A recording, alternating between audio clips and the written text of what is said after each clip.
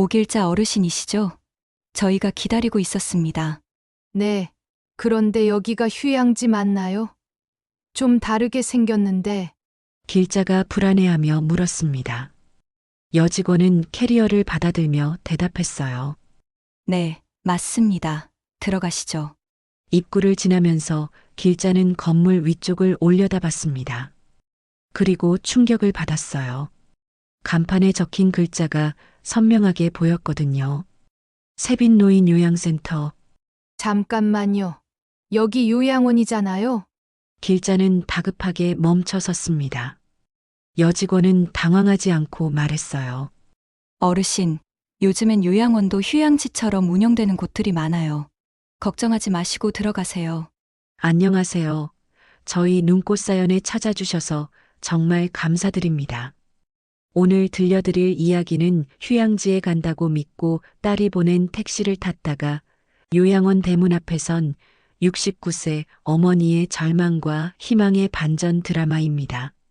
시작하기 전에 구독과 좋아요는 무료이니까 버튼으로 응원해 주시고 여러분의 소중한 댓글도 남겨주세요. 새벽 5시 오길자는 알람보다 먼저 눈을 떴습니다. 어둠 속에서도 손이 저절로 움직여 스마트폰을 찾았죠. 딸 미연의 카카오톡 프로필 사진이 화면을 밝혔습니다. 정장 차림에 환한 미소를 짓고 있는 딸의 모습이었어요. 미연아, 엄마 생각은 안 나니? 혼잣말을 중얼거리며 길자는 몸을 일으켰습니다. 무릎이 뻐근했지만 참을 만했어요. 세수를 하고 머리를 빗으며 거울 속 자신을 바라봤습니다. 주름은 깊어졌지만 눈빛만은 여전히 또렷했죠. 길자의 하루는 언제나 바빴습니다. 오전에는 아파트 청소, 오후에는 동네 식당에서 설거지와 홀 서빙을 했어요. 젊은 사람들도 힘들어하는 일이지만 길자에게는 익숙한 일상이었습니다. 20대에 미연을 낳고 홀로 키우며 안 해본 일이 없었거든요. 길자 언니, 오늘도 일찍 오셨네요. 식당 사장 김 씨가 반겼습니다. 길자는 앞치마를 두르며 대답했어요. 집에서 가만히 있으니까 답답해서요. 몸이라도 움직여야 마음이 편해져요. 사실은 그게 다가 아니었습니다. 미연이 대학을 졸업하고 취업한 뒤로는 만날 기회가 점점 줄어들었어요. 명절이나 생일에도 바쁘다는 핑계로 얼굴 보기 어려웠죠. 길자는 외로움을 달래려고 더 열심히 일했습니다. 점심시간이 되자 손님들로 식당이 붐볐어요. 길자는 능숙하게 주문을 받고 음식을 나르며 테이블을 치웠습니다.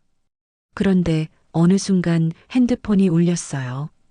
미연에게서 온 전화였습니다. 엄마, 미연아. 엄마 일하고 있는데 무슨 일이야? 엄마, 요즘 많이 피곤하시죠? 일도 너무 많이 하시고요. 길자의 마음이 따뜻해졌습니다. 딸이 자신을 걱정하고 있다는 게 느껴졌거든요. 괜찮아, 미연아. 엄마는 일하는 게 좋아. 그런데 넌 어떻게 지내니? 회사 일은 힘들지 않고? 저는 괜찮아요, 엄마. 그런데 이번에 회사에서 좋은 휴양지를 알게 됐어요. 직원 가족들한테 특별 할인해주는 곳인데 엄마 보내드리고 싶어서요. 길자는 깜짝 놀랐습니다. 평생 여행다운 여행을 해본 적이 없었거든요. 어머, 그런 데가 어디 있어? 엄마는 그런 데 가본 적도 없는데. 엄마, 걱정 마세요. 예약 다 해뒀어요. 그냥 택시만 타고 가면 돼요. 운전기사님이 다 알고 계시니까 편하게 가시면 되고요. 미연아, 그런데 돈은 얼마나 들어? 엄마가 낼게. 엄마, 제가 다 처리했으니까 신경 쓰지 마세요. 정말 좋은 곳이에요. 깨끗하고 조용하고 엄마 같은 분들이 편하게 쉴 수 있는 곳이라고 하더라고요. 길자는 가슴이 벅찼습니다. 딸이 이렇게 자신을 생각해 주다니요.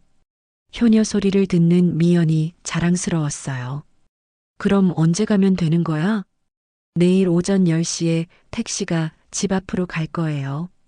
간단히 짐만 챙기시면 되고요. 아, 그리고 엄마 핸드폰은 거기서 충전이 안 될 수도 있으니까 저한테 맡기고 가세요. 제가 새 걸로 바꿔놓을게요. 전화를 끊고 나서 길자는 한참을 멍하니 서 있었습니다. 식당 사장이 다가와서 물었어요. 무슨 좋은 일 있으세요? 표정이 너무 밝아지셨는데요. 딸이 휴양지 보내준다고 해요. 평생 이런 호사를 누려볼 줄 몰랐는데. 그날 밤 길자는 작은 캐리어를 꺼내어 짐을 쌌습니다. 제일 아끼는 하늘색 블라우스와 편한 바지, 그리고 딸이 선물해준 손목시계를 넣었어요. 거울 앞에서 블라우스를 입어보며 혼자 중얼거렸습니다. 미연아, 고마워. 엄마가 너 잘 키운 것 같아. 다음 날 아침 정확히 10시에 택시가 왔습니다. 운전기사는 중년 남성이었는데 별말 없이 길자의 캐리어를 트렁크에 넣어 주었어요. 어디로 가는 건가요? 따님이 예약하신 곳이죠. 걱정 마시고 편하게 계세요. 길자는 뒷좌석에 앉아 창밖을 바라봤습니다. 서울 시내를 벗어나 점점 외곽으로 향하고 있었어요. 산이 보이기 시작했죠. 정말 좋은 곳인가 보다 싶었습니다. 운전기사님, 거기 정말 좋은 곳인가요? 네, 조용하고 좋습니다. 기사의 대답은 짧았지만 길자는 만족했어요. 딸이 골라준 곳이니까 틀림없이 좋을 거라고 믿었습니다. 창밖으로 스치는 풍경을 보며 길자는 생각했어요. 아직 늦지 않았다고. 딸과의 관계도 자신의 인생도 말이죠. 택시는 구불구불한 산길을 1시간 넘게 달렸습니다. 길자는 처음엔 풍경을 구경하며 즐거워했지만 점점 인적이 드물어지는 걸 보며 의아해하기 시작했어요. 운전기사님, 아직 멀어요? 거의 다 왔습니다. 기사는 여전히 말수가 적었습니다. 길자는 핸드폰을 꺼내 미연에게 연락하려 했지만 산속이라 그런지 신호가 잡히지 않았어요. 딸 말대로 충전 문제도 있을 것 같아서 일단 꺼두기로 했습니다. 마침내 택시가 멈춘 곳은 높은 담장으로 둘러싸인 건물 앞이었어요. 길자는 창문을 통해 건물을 올려다봤습니다. 생각했던 것보다 훨씬 큰 규모였죠. 그런데 뭔가 이상했어요. 휴양지라고 하기엔 너무 삭막해 보였거든요. 여기가 맞나요? 길자가 물었지만 기사는 이미 내려서 트렁크에서 캐리어를 꺼내고 있었습니다. 마치 서둘러 떠나고 싶어 하는 것처럼 보였어요. 건물 입구에서 흰 가운을 입은 여직원이 나왔습니다. 나이는 30 정도로 보였는데 웃고는 있었지만 표정이 어딘지 차갑게 느껴졌어요. 오길자 어르신이시죠? 저희가 기다리고 있었습니다.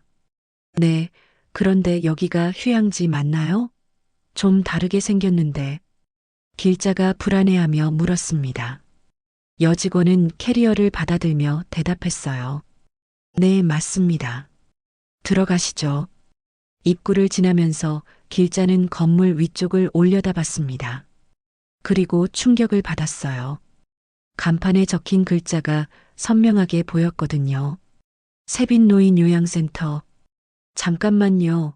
여기 요양원이잖아요. 길자는 다급하게 멈춰 섰습니다. 여직원은 당황하지 않고 말했어요.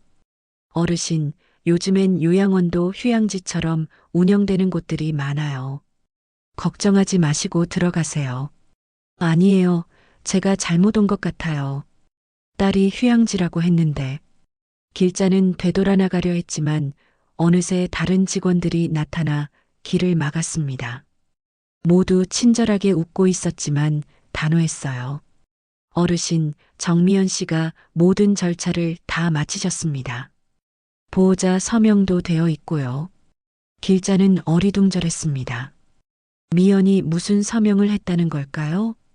로비로 들어서자 길자는 더욱 당황했습니다.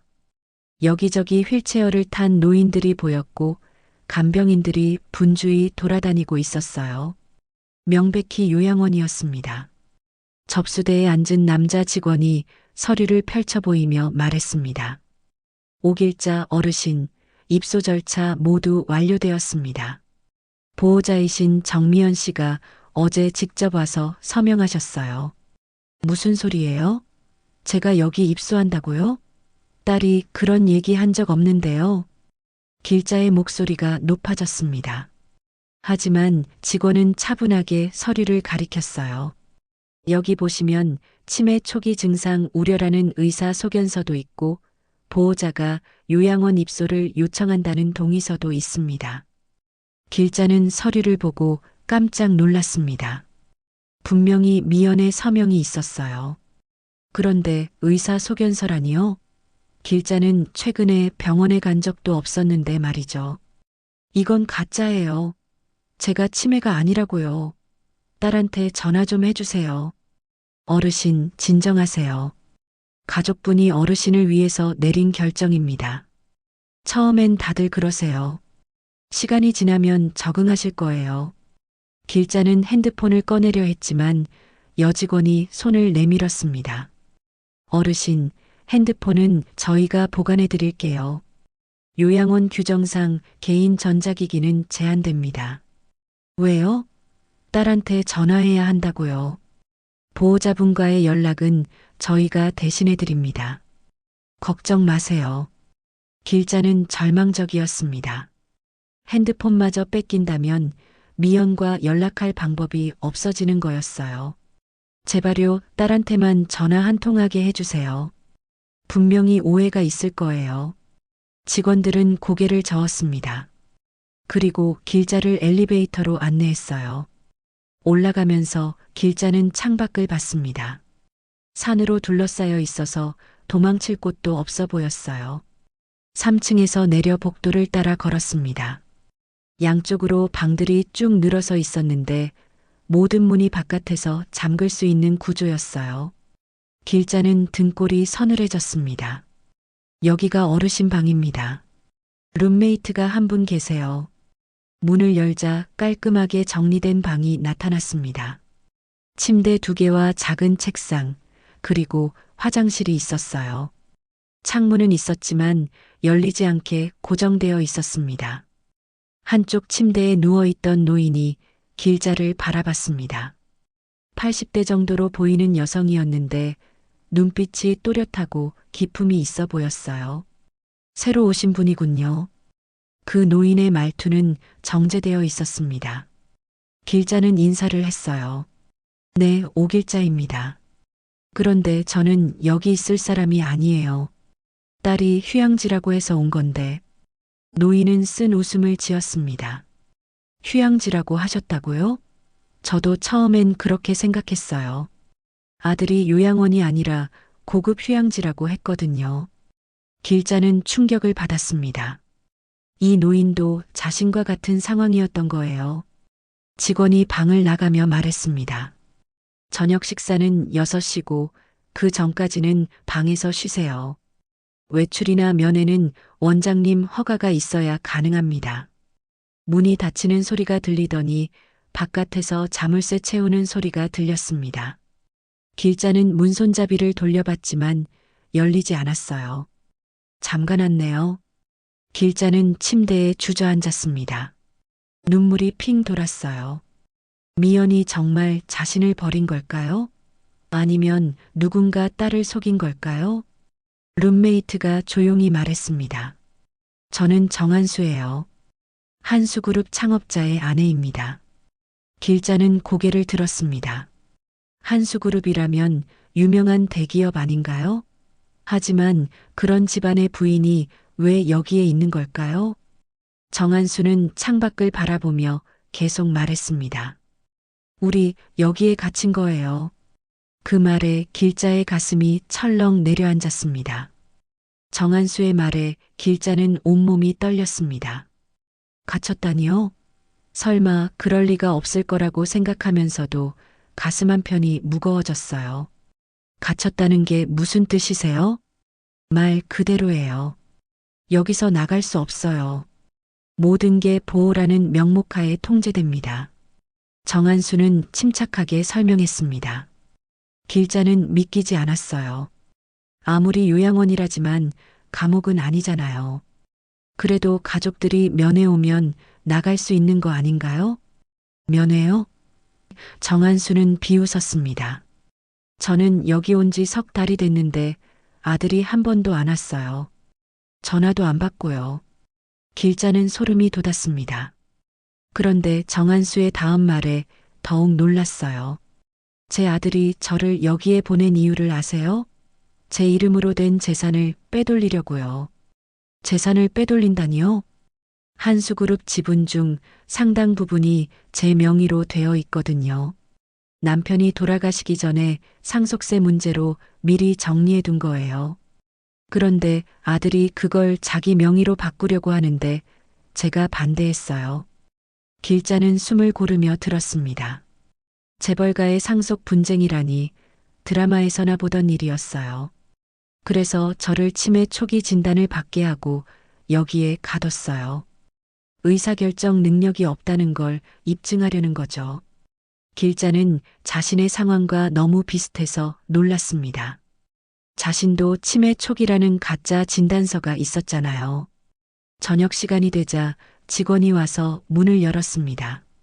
식당으로 이동하라고 했어요. 길자와 정한수는 복도로 나왔습니다. 다른 노인들도 줄지어 걸어가고 있었는데 모두 표정이 어둡고 말이 없었어요.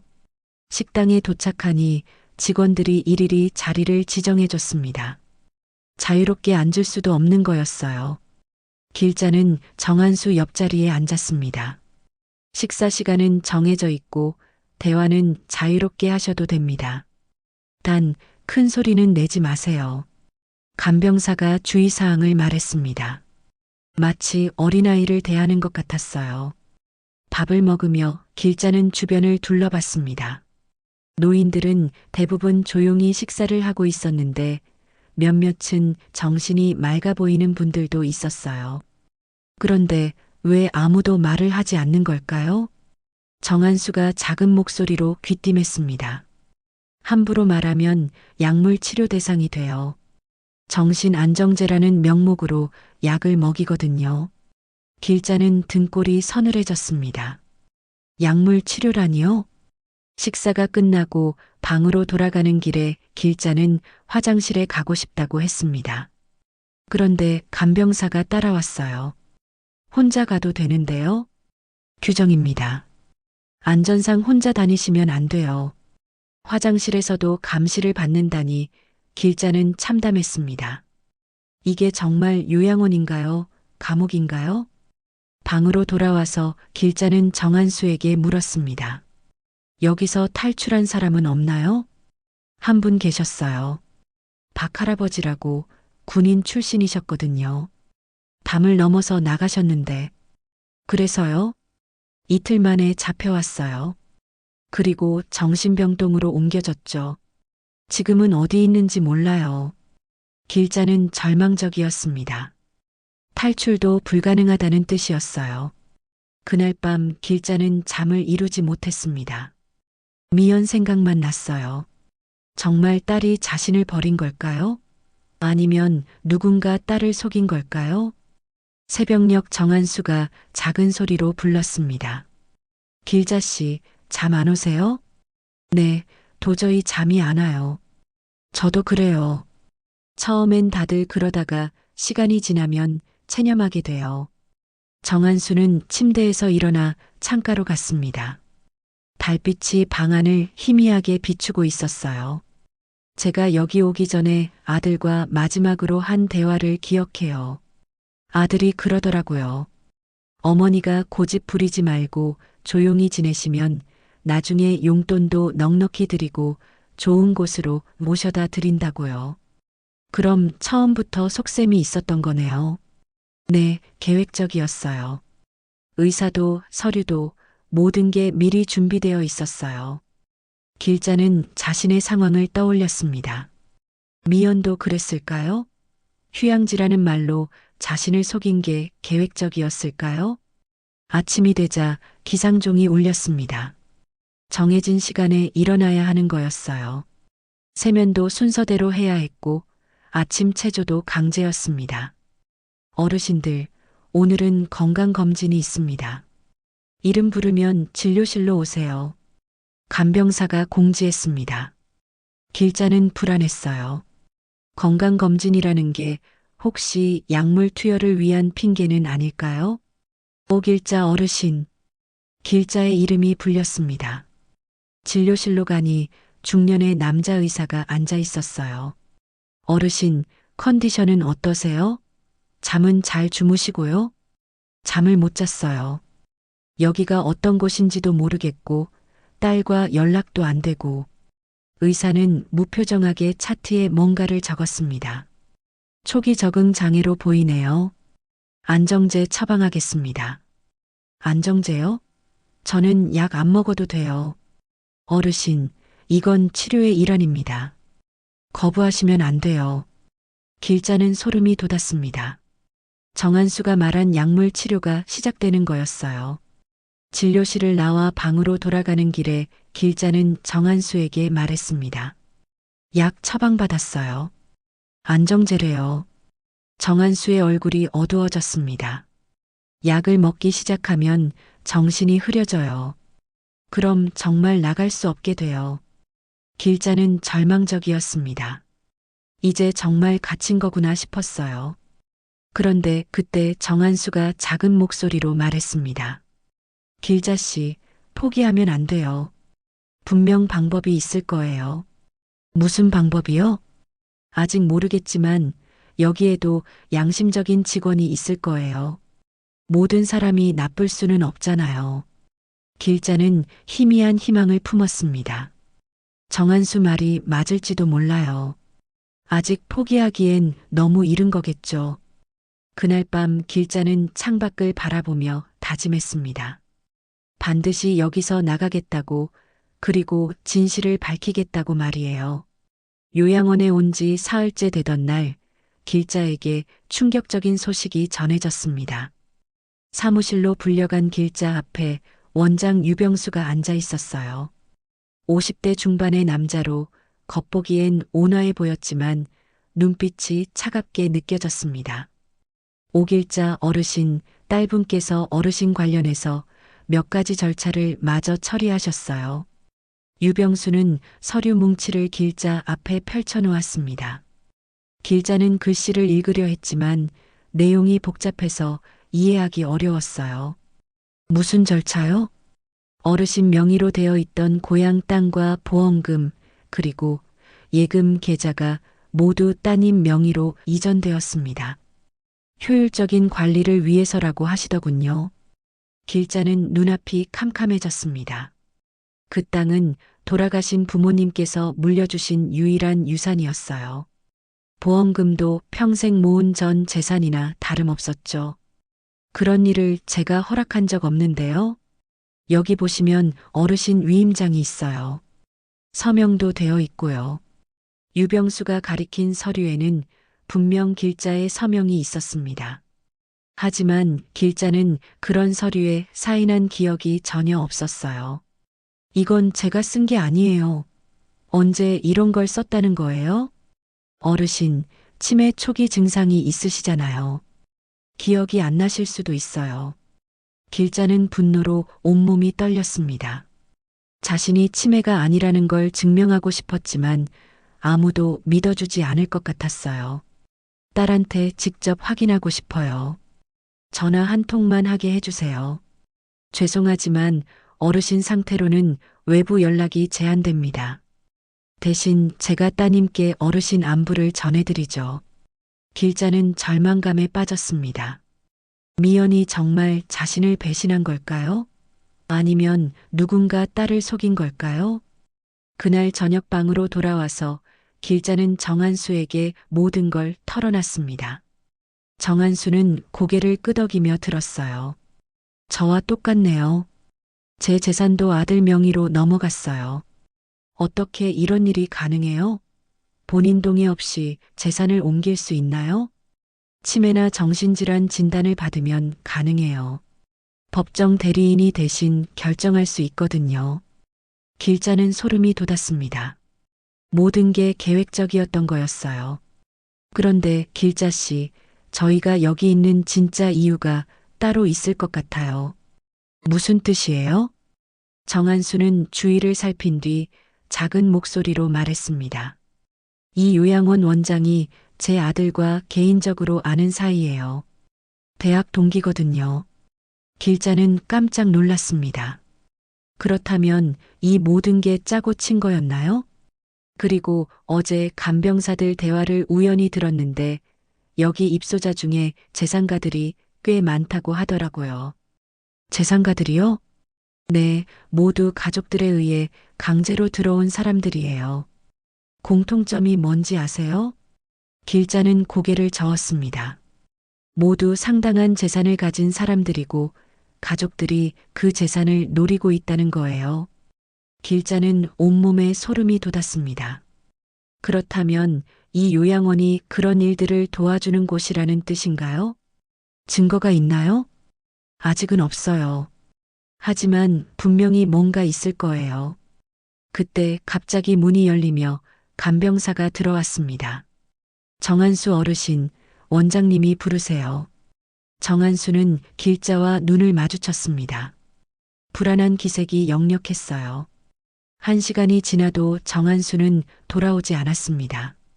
길자는 점점 걱정이 되었어요.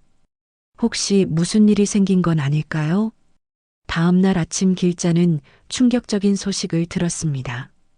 정한수 어르신이 급작스럽게 상태가 악화되어서 격리병동으로 옮겨졌습니다. 간병사가 무표정하게 말했습니다. 길자는 믿을 수 없었어요.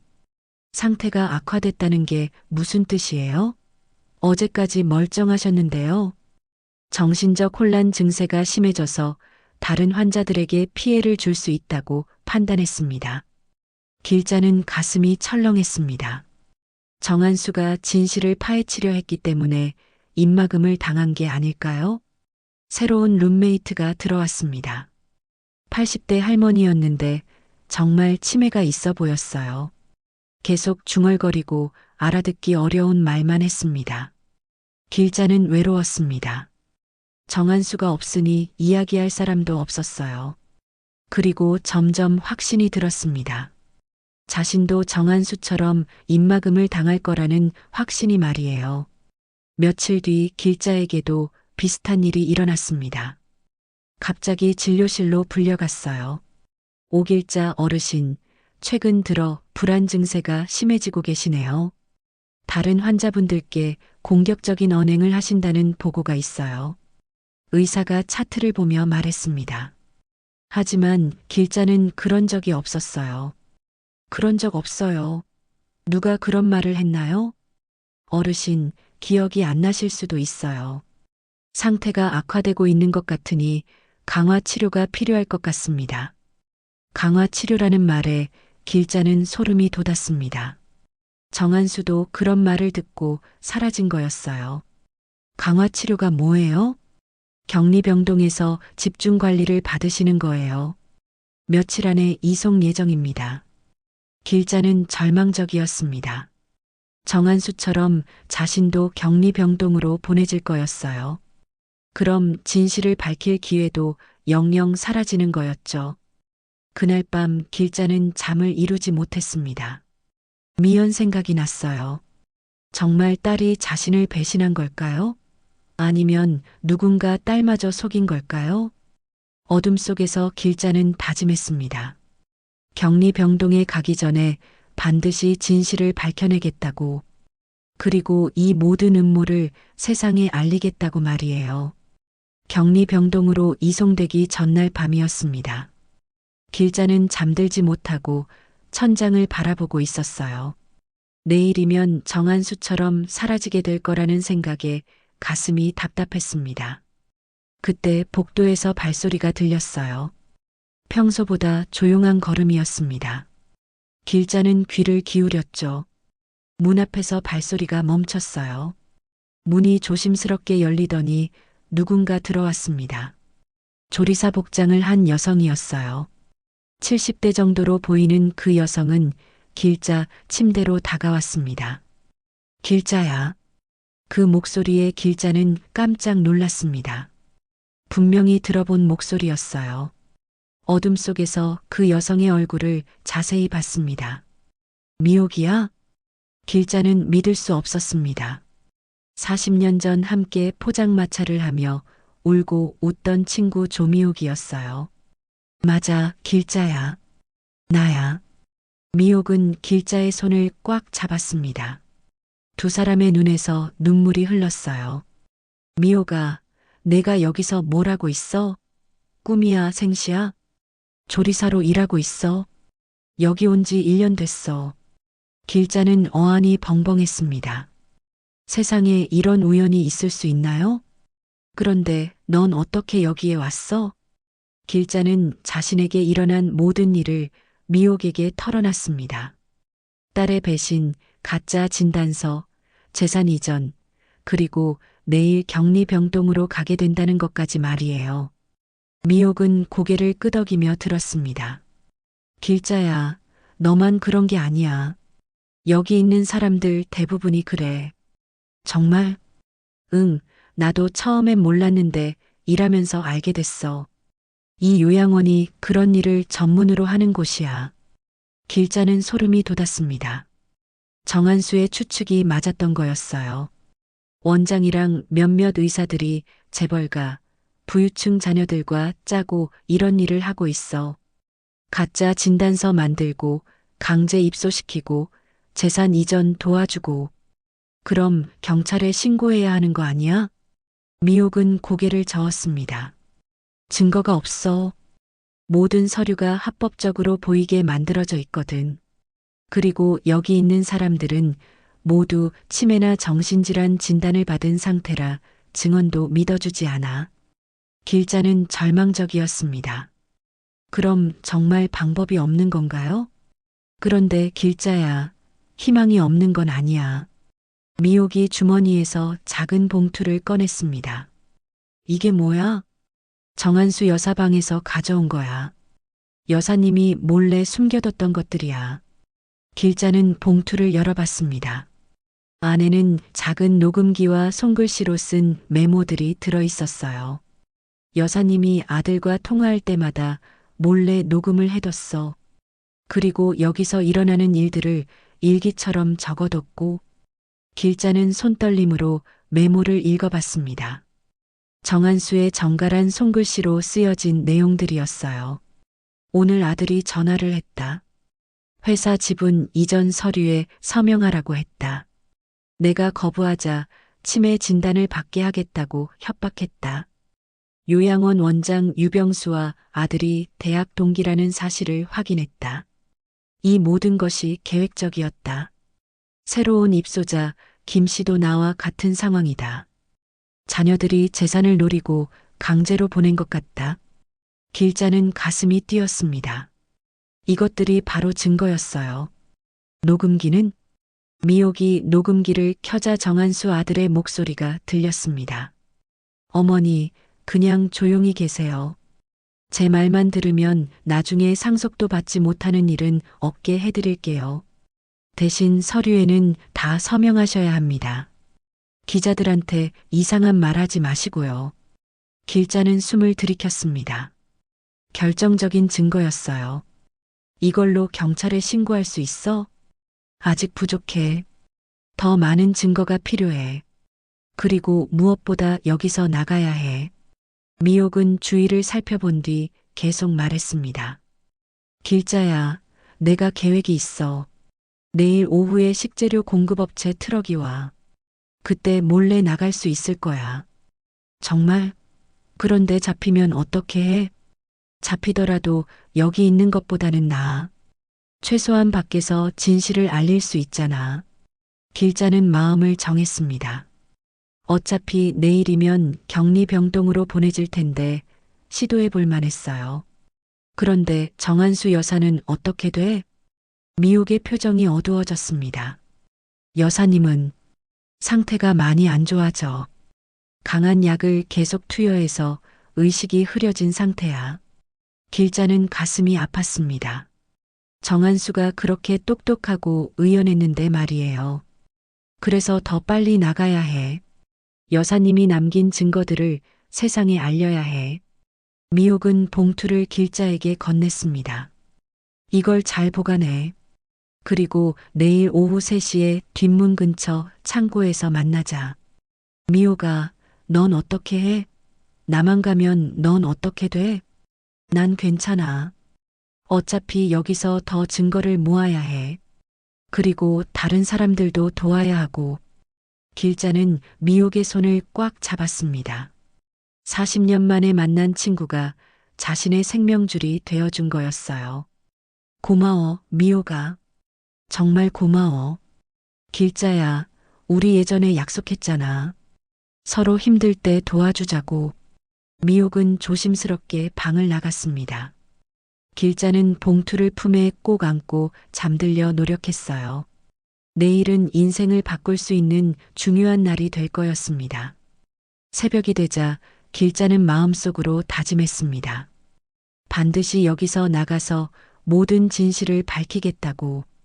정한수의 억울함도, 자신의 억울함도, 그리고 이곳에 갇힌 모든 사람들의 억울함도 풀어주겠다고 말이에요. 다음 날 오후 길자는 가슴이 터질 것 같았습니다. 점심을 먹으면서도 계속 시계만 봤어요. 3시까지 1시간이 남았습니다. 정한수의 녹음기와 메모가 든 봉투를 속옷 안에 숨겨놨는데 들킬까봐 불안했어요. 오길자 어르신, 오늘 오후에 격리병동으로 이송됩니다. 짐 정리하세요. 간병사가 차갑게 말했습니다. 길자는 마음을 졸였어요. 계획보다 빨라진 거였습니다. 지금 당장요? 내일이라고 했는데 상황이 바뀌었어요. 1시간 뒤에 차가 옵니다. 길자는 식은땀이 났습니다. 미옥과 약속한 시간과 정확히 겹쳤어요. 어떻게 해야 할까요? 화장실 좀 가도 될까요? 빨리 다녀오세요. 길자는 화장실로 향하는 척하다가 몰래 복도 끝으로 돌았습니다. 뒷문으로 이어지는 통로였어요. 다행히 아무도 없었습니다. 창고 앞에 도착하니 미옥이 기다리고 있었어요. 얼굴이 창백했습니다. 길자야, 큰일 났어. 내가 격리병동으로 간다는 소리 들었어. 나도 지금 알았어. 1시간 뒤에 차가 온다고 해. 그럼 더 빨리 나가야 해. 원래 계획을 당겨야겠어. 미옥은 창고 문을 열었습니다.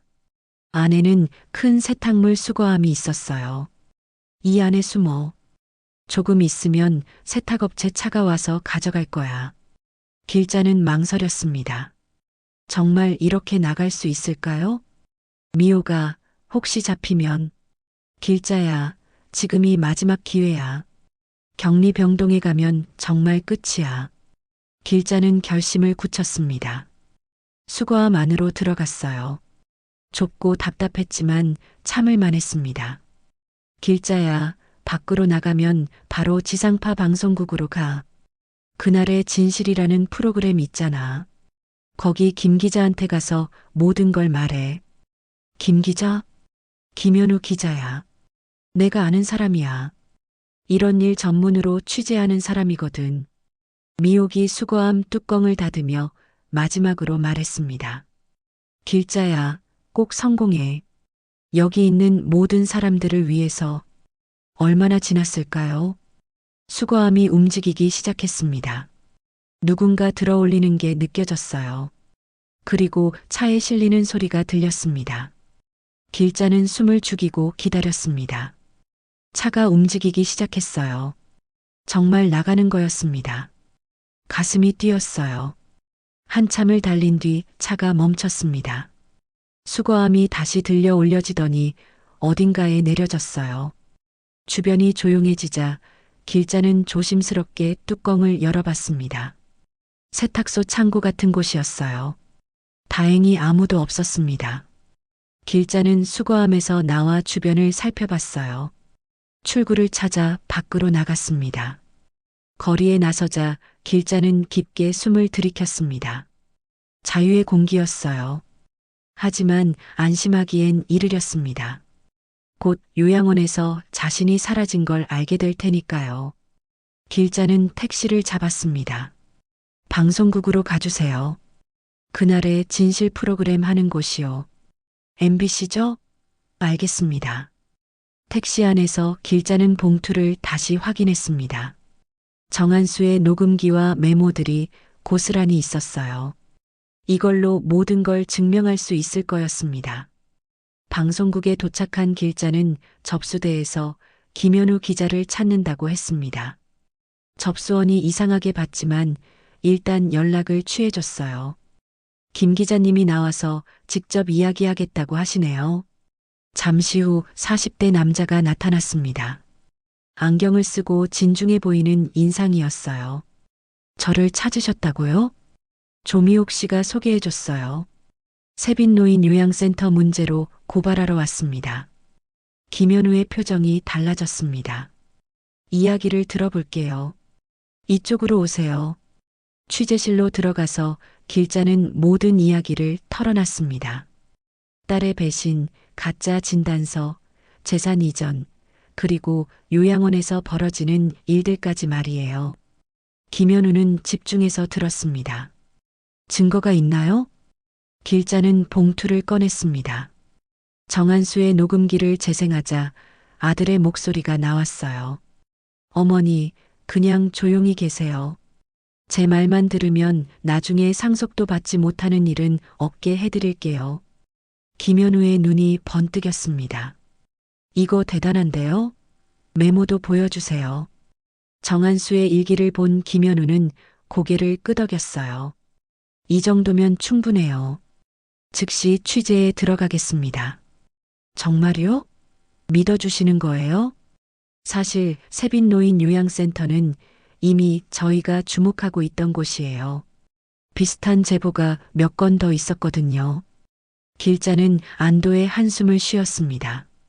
드디어 누군가 믿어주는 사람이 나타난 거였어요.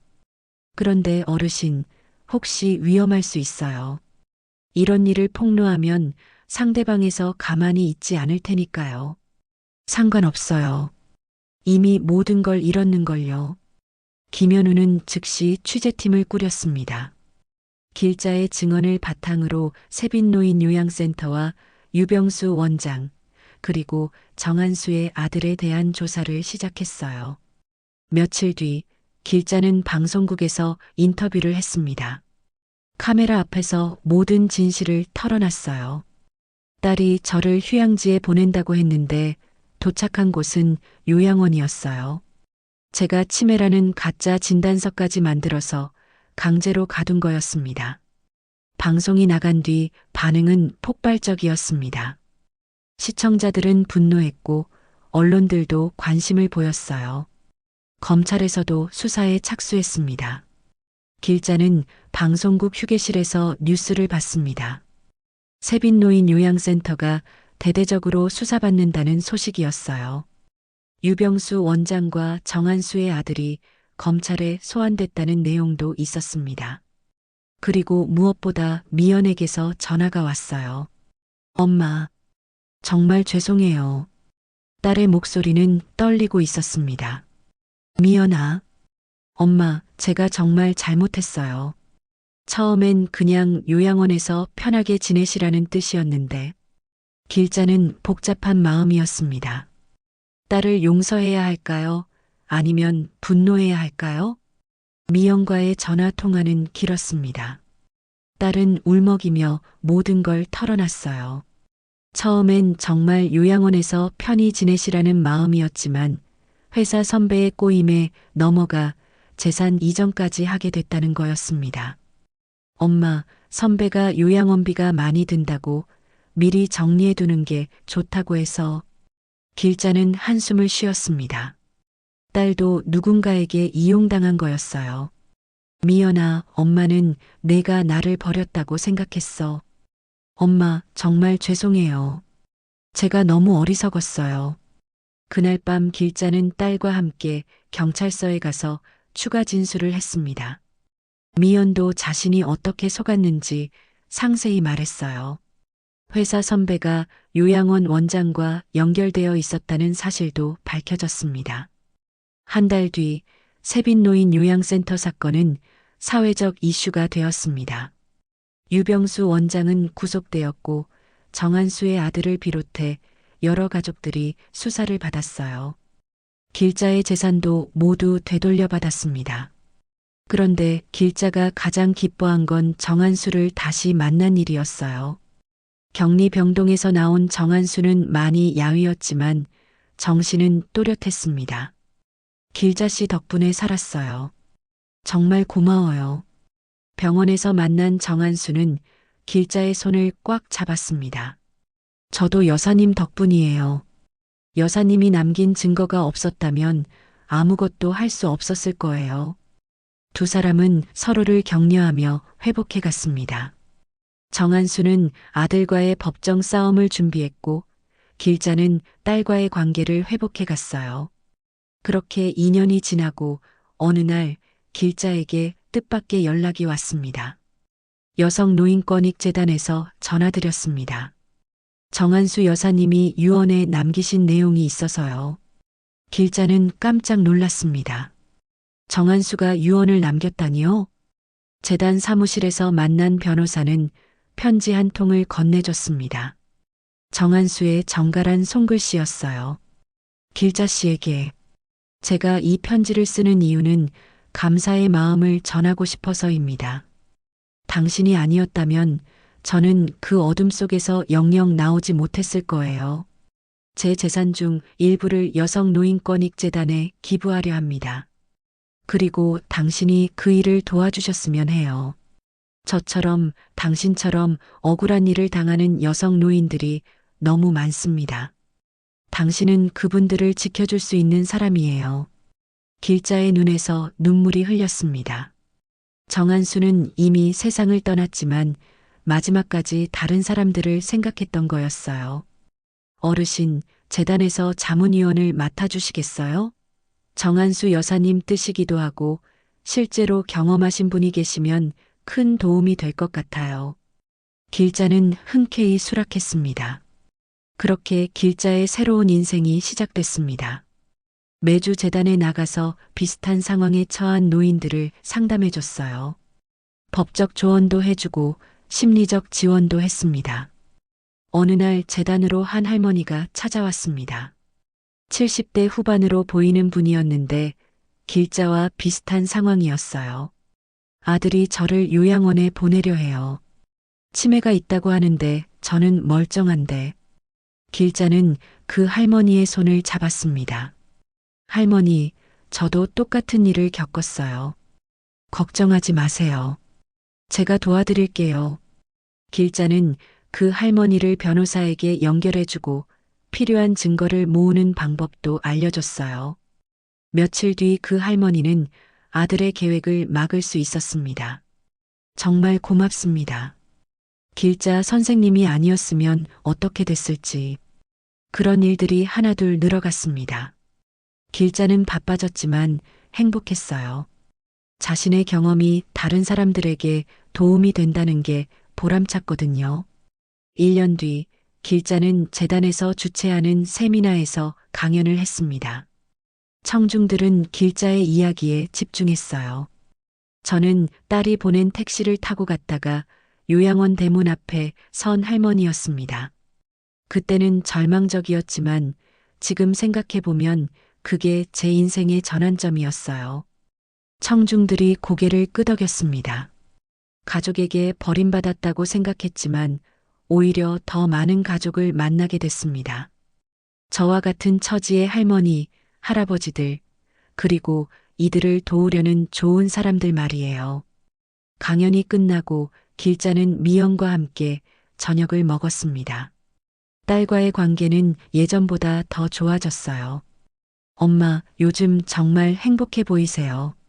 그래, 엄마도 그런 것 같아. 이제야 진짜 내가 할 일을 찾은 것 같아. 미연은 미소를 지었습니다. 엄마가 하시는 일 정말 자랑스러워요. 저도 도울 일 있으면 언제든 말씀하세요. 집으로 돌아가는 길에 길자는 하늘을 올려다봤습니다. 정한수도 미옥도 어딘가에서 지켜보고 있을 것 같았어요. 딸이 나를 버리려고 보낸 그 택시가 나에겐 새로운 삶으로 가는 시작이었다는 걸 미연이는 이제 알고 있을까? 길자는 혼자 중얼거리며 웃었습니다. 인생은 정말 알 수 없는 거였어요. 가장 절망적인 순간이 오히려 가장 큰 전환점이 될 수 있다는 걸 이제야 깨달았습니다. 70대가 된 지금 길자는 그 어느 때보다 당당하고 행복했습니다. 누군가의 보호를 받는 존재가 아니라 누군가를 보호하는 존재가 된 거였어요.